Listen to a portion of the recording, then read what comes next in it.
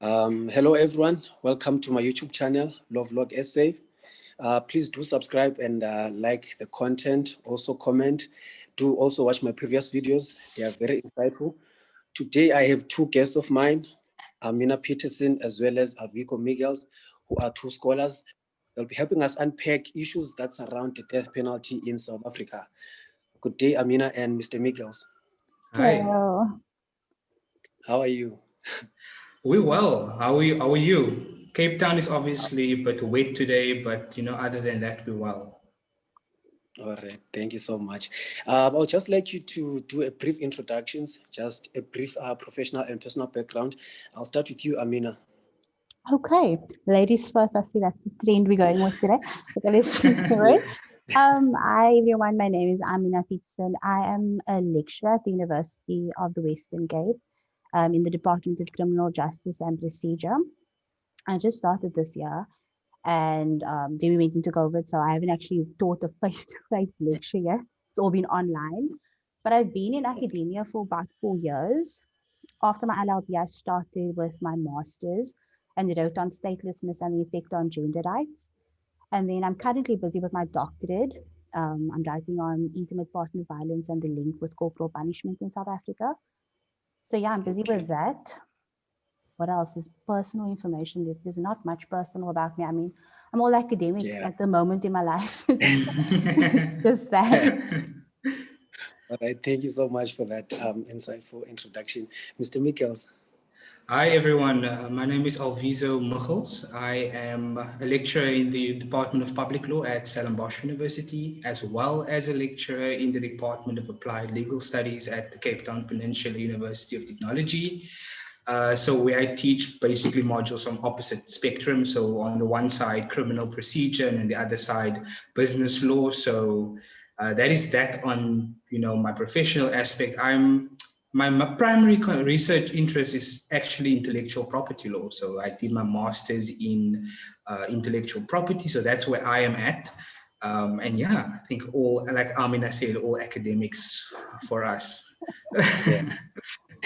Okay, thank you so much. I think we should just move on to the questions now. I would like to ask, considering the high numbers of increased number of violent crimes in the country, a lot of people have been calling for the return of the death penalty. Like I also created a poll on my Instagram and Twitter a few weeks back, and the numbers were very high. People were saying yes, it must be brought back. But then I don't think they understand the legal aspects of it that are involved. So my first question would be, and it's directed to you, Mr. Miggels, would this be a step in the right direction, considering the high number of wrongful arrests also in the country? Would this be a step in the right direction? If we're talking about, are you talking about the high number of arrests? Considering the number, the subsistence of Okay. wrongful Yeah, yeah. arrests. Okay. I don't think the short answer, if I were to give you that, is it's highly unlikely that the death penalty will be able to be reinstated, considering our constitutional dispensation. And I think that's what most of our ordinary citizens are missing. The constitution is drafted in such a way because we have to consider the history where the country comes from. We've been plagued with injustices from the past, and the constitution was then drafted to make sure that we don't necessarily fall back into the pattern where we actually come from, and to prevent those people who are in an unfortunate position to have their rights violated. Okay, especially prisoners who were convicted and sentenced. Okay, those people's rights were also taken away in that regard. So the Constitution now makes provision for those gaps that previously existed, and it cannot necessarily be said to allow a capital punishment in our dispensation currently to return, given the way in which the Constitution is drafted. So the short answer, no. And that is the reasoning, I think, for that. Even with the high number of arrests, as you've pointed out, and even the perceived increased rate in crime. It's just not a sustainable thing to implement at this time. All right. Well, thank you so much. I like the fact that you tackle the answer from a constitutional perspective. That's very insightful. I mean, I would like to ask. I read a paper. I'm not quite sure about the author now. Like there was an argument that the death penalty should not be reinstated because of the inequality that exists in our country. For instance, there's poor class as well as people who are rich, and most of the people who are poor are the ones perhaps who commit crime the most. So would you think, therefore, if the death penalty would be implicated, it would be implicated in a manner that is also unjust, in the sense that the poor people will suffer the most the fate of the death penalty? Just your views based on that argument. I think that that argument is, it comes from an economical point of view, if I can just point it out with that firstly being said. South Africa is a largely unequal society. We have extremely rich people and we have the very poverty stricken. And the problem with that is, like you state, like the article might have pointed out, a lot of poorer people commit crimes. And in the same sense, those people don't have the effective legal advice on their side, the proper legal resources to make use of. So if the death penalty were to ever by some miracle be reinstated, it would unfairly discriminate against those poorer people, because of the fact that those are the people that we can say, in terms of economics, they would be committing a bit more crime because of the fact that they don't have, food. I mean, if you're talking about like really petty crimes in terms of robbing for food or whatever the case may be, we can't really say that the death penalty would not unfairly treat them unfairly, because I think that largely with the South African justice system, poorer people do suffer a lot more. So reinstating the death penalty would be a complete disadvantage to them, So that article, I think, is spot on from an economic point of view as well as from a legal standpoint. We need to be very cautious with South Africa's economic status at the moment. Yeah. All right. Thank you so much for that. I'd like to point out, considering our current constitutional standing with the right to life, as well as the right to dignity as non-derogable rights, meaning there's no limitation that can be attached to those. So it's in light of the Constitution, considering also Section 14, which prohibits violent treatments as well as punishment. So is it really not possible, or is there a way? Because our Minister of Justice said this issue of reinstating the death penalty might be an issue of, he'll raise it as a discussion in Parliament. I don't know when, but he said it's going to raise it as an issue of debate in Parliament. So is there really a way that we can go about it, for instance, curbing the right to life, because it is non-derogable in my understanding, but then is there a way? I would like to both of you to voice your opinions on this. I'll start with you, Aamina. There is no way. Let me just give you a very short answer. There is no way, unless they change the entire constitution. There is no way. I mean, I think you were referring to Section 12 and the right to freedom of violence. Okay. Those non-derogable rights are there for a reason. We lived in an era where apartheid took away majority of the rights. And again, it was from the majority of South Africans who also fell within the poorer category. So the death penalty being reinstated is completely impossible unless they decide to change the entire constitution. Because the way it stands right now, our constitutional framework will never allow for the death penalty to be reinstated. That South Africa's the constitution was implemented in such a way that it would protect all citizens, regardless of their economic status, regardless of their race, gender. So, I mean, with that being said, the way our constitution is, definitely not. All right. Mr. Miggels.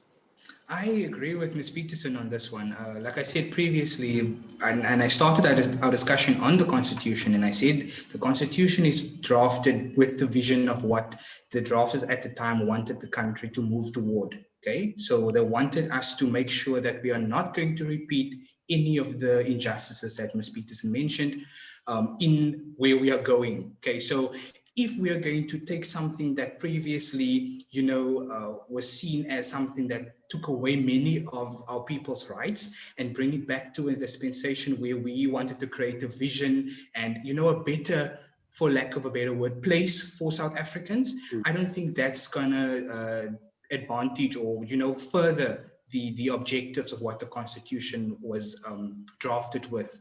So no, definitely I don't see, even if that's presented in Parliament, there's no reason at this stage, even legally, and otherwise why the death penalty would actually have a place in our dispensation now.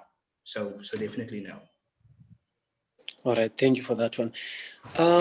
A number of violent crimes, particularly sexual crimes, are committed by old men.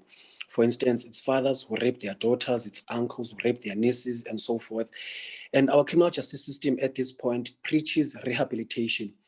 Do you think someone who's at the age of 35 and older who commits such an offense, do they have the potential of being rehabilitated? Aamina? Okay, I was waiting for that question. Rehabilitation at the moment in South Africa, it's not being carried out the way that it should be carried out.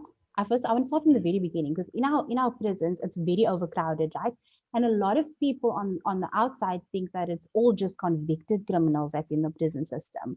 A large population of those people in the prison system are waiting trial prisoners, and it again comes back to this conversation of money. So when we're just going to speak about the convicted criminals, the people that commit these sexual offenses, our rehabilitation process is supposed to be on a needs-based approach, right? So a needs-based approach essentially means that you look at the prisoner, you look at the convicted criminal, you look at what their offense was, you look at how you can rehabilitate it. So it's supposed to be specific to that criminal.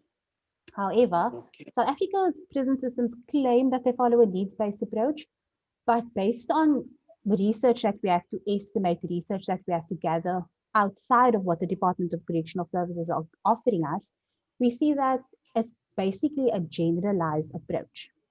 So a Yeah. murderer would be given the same type of generalized rehabilitation program that a rapist may be given, with a few changes here and there. So it's not specific to the type of convicted criminal, which poses a massive issue, because in terms of rehabilitation, the ultimate goal is to reintegrate that prisoner or that convicted criminal back into society. And to effectively Right. do that, we need to tackle the issue at hand. So with rehabilitation, it's very difficult to say, because the Department of Correctional Services don't hold annual statistics on the real offenders. So we don't know if imprisonment is even working. We don't know how many real offenders there are. We don't know how many people had rehabilitation and were successfully reintegrated into society. So the statistics on whether or not it's actually working is a bit vague, because all of the Yeah. information is on estimations. And I mean, you really can't work on estimation. So rehabilitation, I can't say that at the moment it's working in South Africa. Yeah. So you suggest that it should be specific, and it makes a lot of sense, because these offenses differ to a certain degree, and you can't use a generalized approach. Yeah. Thank you very much for that submission. Mr. Michel, I would like to ask, in terms of these offenders who commit these serious violent offenses, the community members are very sick and tired of them, and they tend to take the law into their own hands. For example, with the case of Uyinene, they Yeah. burnt that guy's house.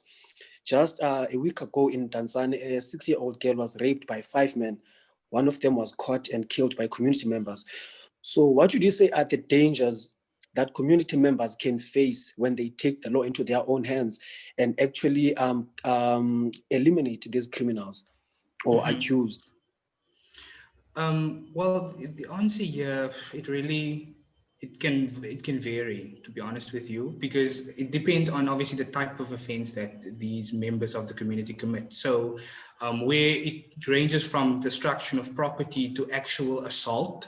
Okay, so those are some of the offenses that community members can actually be charged with, and they must actually realize that it's a real possibility. Okay, it's not just taking the matters into your own hand can seem from a moral standpoint to be something courageous, something that you do to perhaps further the interests of the community. But in the law, that is not allowed. Okay, we cannot, for whatever reason, find that to be the course that we are going to be taking. Okay, we need to, I guess it's difficult, but we need to trust that our justice system is able to handle these type of things happening in our communities. Okay, and it really comes down to a whole host of other things. I guess we can also attribute the distrust that the communities has in the just the basic lack of our criminal justice system. I mean, we can understand why these things are happening, but we must not forget that you cannot just go around and commit offenses against other people in the interest of wanting to protect necessarily the interest of the society, because those are still offenses. Okay, so that's what I would say at the outset. Okay. Oh, okay. Thank you very much. Aamina, would you like to add on that? I mean, community members have been suffering for so long because, I mean, look at the situation of Tasne van Dyk, in February 2020, when she was just sent a few meters from her house to go and buy a sweet. She was raped and murdered and found in a storm drain outside Worcester. I mean, you can Yeah. understand this anger that communities feel. With the UCT student as well, when Uyunene was murdered and left in a post office, we didn't think sending our daughters to a post office would result in a murder. We didn't think with JCS sitting in our apartment that somebody would rape and murder either. So the community members are sick and tired of the justice system not pulling through for them. And I think a large part of that comes from the fact that it appears as if government is not doing enough. It appears Yeah. as if we drafting legislation and policy, but it's never being followed through with. We keep on having these conversations. We can have all of the conversations in the world, but what is going to actually happen to our daughters, to our children, to members of the LGBTQIA+ plus community? What's going to happen to them? Every single day there's something new that is happening. A person is being murdered, a person is being raped, mutilated. So the question is, the community constantly wants to get rid of these people, but what they don't Yeah. understand is it's a danger on them as well. So as much as Mr. Miggels said, it's still an offense, as angry, and I mean, I completely understand. I think any female in this world, Yeah. specifically in South Africa, feels the pain because it's something, if it happens to one, it happens to all. So we feel this pain and we empathize and we try to want to change, but we can't fight fire with fire. And we definitely can't wreak havoc in our communities. There has to be a smarter way. And I think that's a conversation that we could have at a later stage. There has to be a smarter way that we can tackle government policy and legislation and do something significant with what we have and change it. But for now, community members, it takes a village to raise a child. So we need to be all that we all need to be the village. So I think that's the most important part, that we need to just let community members realize, do not fight, Yeah. do not do it, please. All right. Wow. Thank you so much for those submissions. Not only South African citizens are victims of these violent crimes. In 2019, around September, it was reported that an Israeli woman who was a tourist was raped, I think in Mpumalanga. And then the Israel government issued a statement that if South Africa does not deal with the high crime statistics it has, it will impose travel bans, I think, yes. So how does these crime rates, increasing crime rates, affect South Africa's relationship with other countries, or what potential do they have in affecting our relationship with other countries? Because people from other countries who are tourists, they also suffer the same fate when they're here. They become victims of crime. So, Mr. Miggels. I mean, it's difficult really to give a straight answer to that question because we feel like the facts are a bit vague. Because now, what type of implications are we looking at in terms of other countries? Okay, but I think Ms. Petersen being a bit more, I guess, read up on in the international sphere would be able to give you a better viewpoint on this. But I'm not sure exactly, what type of implications we're talking about. So it's kind of difficult to give you a straight answer to say that if, the violent crimes in this country and that country, and when these intertwine, what type of, effect it could possibly have. It's difficult to say when you don't necessarily have all the facts. I think hopefully Ms. Petersen has a different perspective, but that's what, as far as I could possibly tell. Like I said, with international law, there's an entire world outside of national law and regional law. So Yeah. at this point, the report that was given is just, I don't want to sound too harsh and say it, but I'm going to say it either way. At this point, it's just conjecture. We don't really know what the facts are. We don't really know whether or not, that's even possible. Because with international law, there's bilateral agreements that exist, trilateral agreements. Then there's just international law in itself. So whether or not a state has the ability to do something like that, just to cut off ties or create travel bans, it will Yeah. it will have a domino effect on everything else. So it's really something that comes on after a very long period of time. It's not just something that can be decided on the spot. Israel can't just be like, we're going to have travel bans on South Africans for something Yeah. that the government is doing. You have to look at, other states' governments need to look at the fact that whether or not South Africa has the resources to tackle it. Is there reform currently happening in South Africa's legislation or policy or criminal justice system? It's something that takes a long time to actually get to that point where you can say, you know what, there's a travel ban. And on top of all of that, there has to be a reasonable justification. Is the Okay. person coming into Israel going to pose a threat?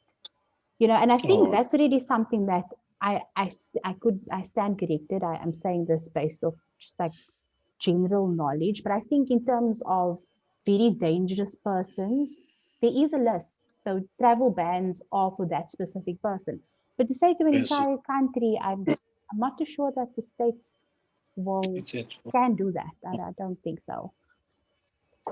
Oh, thank you for that submission. You just highlighted that it includes a lot of other things that are involved than just actually executing travel bans. My next question might not necessarily be a legal question, but a philosophical question. Are prisons effective? I think they were implemented in the 19th century, I'm not sure, but then are they still relevant? Are they effective in terms of fighting crime? Mr. Miggels. You know, there's also two answers to that. There's no clear one, right? The first one is there's no clear answer whether prisons are in fact still relevant or if it's still effective. So Yeah. yes, we still use them, okay, because that is, one of the, I guess, when research shows most effective ones. But are they actually, getting the, I guess, ideals of what prisons are supposed to do across? Okay, we cannot say for sure, because when we find, okay, we imprison someone for having committed an offense, because of the rehabilitation issue that Ms. Petersen spoke about earlier, I think it really does not change the person itself. So once that person goes out there, there's no guarantee that he or she will not necessarily commit another offense that will just land them back into prison.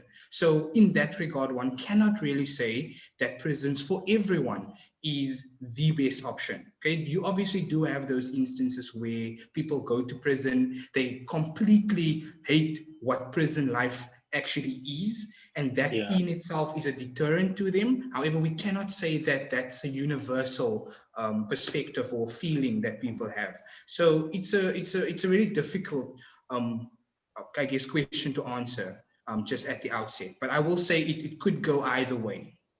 Okay. All right. I guess then maybe they would be much more effective if they would respond to issues that we're facing in current times. Uh, I'll just then move on to my last question before I let you go. This is directed to both of you. I'll just let you to express your views. Is our criminal justice system failing, and how can that be addressed? Okay, so let me start off with, my main thing is, you can only fight fear with information. So we can't fix what we don't know. And like I said earlier on, the Department of Correctional Services does not give us accurate statistics. Part of the problem is not knowing means that we're fighting blindly. We're implementing things that may not work because we don't have accurate statistics. The one thing that I find problematic in our criminal justice system is that judges and magistrates tend to lean towards imprisonment as their main form of punishment. And the problem with Okay. that is some of the crimes don't need imprisonment, and there are a list of other punishments that magistrates and judges have access to that they can implement. But what makes it difficult is there's a minimum legislation requirement for certain crimes. So they I bound understand. to that, which means that ultimately they give off imprisonment. So there's a bulk of people in prison with no working rehabilitation programs, or minimally working rehabilitation programs, which essentially Mm. means, and without accurate statistics, it essentially means that we can try to introduce alternatives. We can try to introduce something that may or may not work, but whether or not it's going to work, we need those statistics. We need accurate statistics. And I think that's the main issue with our Department of Correctional Services, is that we're not getting these accurate statistics. So even if I tell you, look, we can try to introduce labor as a form of punishment, and maybe that will be a rehabilitation program in the same sense. Will our country be open to that? Probably not, because again, our constitution will block that. Our constitution will be like, that's free form of labor, section 12, cruel, inhuman, degrading treatment or punishment. So there's all these factors that needs to be taken into consideration, which essentially means we just go back to the norm, which is imprisonment. And whether or not that's really working, I can't say that it is. I really can't say, because I mean, look at the current circumstances we find ourselves in. uh, I go back to Tasneem van Wyk's tragic death. Her alleged perpetrator was allegedly pardoned criminal in 2019. He Mm. was in President Cyril Ramaphosa extended his condolences that the Department of Correctional Services didn't consider parole at that time. So I mean, to say that after the fact, what is it going to do for the victim? So our criminal justice system really needs to sit and really needs to figure out what needs to happen going forward in our specific circumstances that we find ourselves in today. Yeah. Wow, that's very insightful. Mr. Michels. So I think my view on this particular aspect of the topic is, I think it derives a little bit from the judgment of S.V. Makanyane, and I'm sure you are all familiar with that. And law students watching this will probably be like, "Ugh," but you Cringe. know, you know. But I think Judge Chaskelson at the time said something that was quite, I guess, profound given the context of what he was working with. So he was not necessarily saying that the deterrent, or that what will deter someone from committing a crime, is the fact that he or she will, lose his or her life, but the fact that they will at one stage after committing an offense be actually apprehended and punished, convicted, and then punished for the crimes that they've committed. Okay, but then I think it also comes down to the whole chain of the criminal justice system. Okay, so from where we start investigating the offense that has been committed to where the prosecution is actually, underway in terms of a trial, and then incarceration or whatever the appropriate sentence is, and then again reintegration, rehabilitation, all of those. So that whole chain, I personally feel, is flawed. Okay, so we have to really start looking at from the investigation stage where we involve the police. Okay, and we know a lot of the issues in our justice system starts with the police. Okay, because of inadequate investigations or whatever the case may be, and that starting point then obviously, I guess, taints the rest of the criminal justice procedure. And in that way, it kind of brings about the failure. And it's not only one thing, it's a whole host of things. And I think if we really want to make a change, we'll have to really look at that entire chain of the criminal Okay. justice process. Yes. Oh, wow. I didn't see it from that perspective, but that's very insightful. I guess You're they have welcome. to work together because it's different stages, starting from investigation, Absolutely. prosecution, yes, laying Absolutely. judgments, actually imprisonment. That was my last question. I really enjoyed this interview. Thank you so Thank much. you. I I did love as well. I did thank as you well. for your time. Thank Yes. You're you most for welcome. having us. And hopefully, Thank, we can have a yes. conversation at a later stage on gender based violence. I know that at the moment, currently on social media, there's a pending South African march that might happen on the 28th of November. So I think, it'd be interesting to look into Gen- to something like that, and to just consider what we can do in terms of gender-based violence, because I feel like it's a conversation Yeah. that needs to happen, and it needs to happen openly, honestly, and completely raw. We need to not have any barriers, Mm. stopping Yeah. us from talking about the thing that's so ugly and that's plaguing our country.